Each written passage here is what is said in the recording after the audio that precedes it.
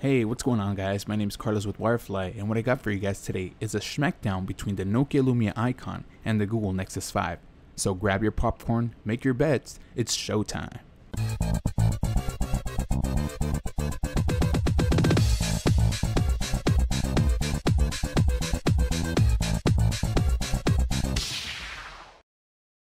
So we're going to divide today's schmackdown into 6 different categories: the design, display, camera, battery life, speed, and OS category. I feel like these are the functions that make a smartphone worth buying, so let's get to it.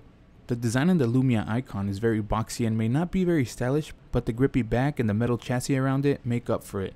It gives it a really sturdy feel to the phone and feels really good while holding it. On the other hand, the Nexus 5 is very slim and has nice curves to it. It's really comfortable to hold, and the soft touch material all the way around it gives it a nice feel.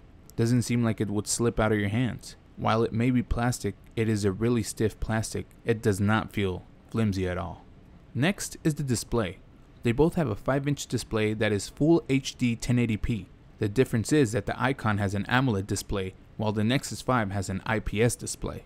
What this means is that the Icon's display may be a bit brighter and have more color on the screen, but that's not always better. The Nexus display has better viewing angles, and the colors on it look more natural. Nothing exaggerated, they just look like true colors. On the camera is where the Nexus 5 cannot compete at all. The Icon has a 20 megapixel camera that shoots really amazing pictures. The pictures look really nice and have some nice natural colors on them. This makes the Nexus 5 8 megapixel camera look really bad.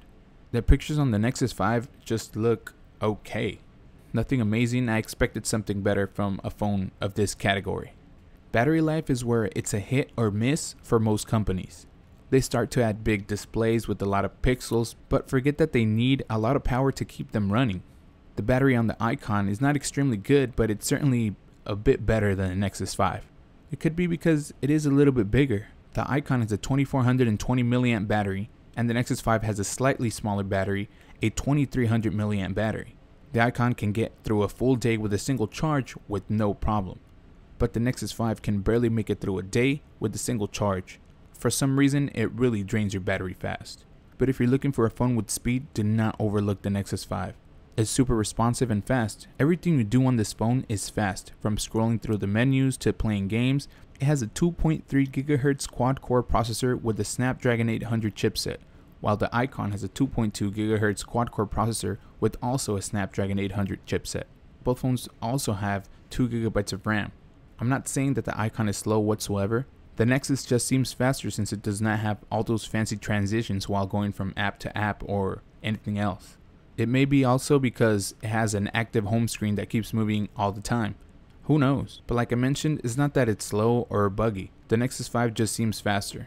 Also wanted to mention that both phones get warm after a little while of gaming, but the Icon does get a little bit warmer. Now, OS wise, I cannot really compare them. The Icon has a new update coming out, which is Windows Phone 8.1. It is out for some phones, but Verizon's Icon is still to get it. That update allows you to do much more than it can do right now. It can receive notifications, has Cortana, you can customize your home screen, play games from the Android Play Store, and a lot more things that you can check out in a video I made about Windows Phone. Check it out, I will leave it down in the description. But this update is not out yet. I cannot give my final thoughts since I do not have my hands on it right now, but the Nexus 5 on the other hand gets updates first. The OS is always up to date with the latest and greatest, and the OS is simply very user friendly. You don't need a lot of time to get used to it or learn how to use it. It's what they call on some devices plug and play. You just turn it on and start playing with it.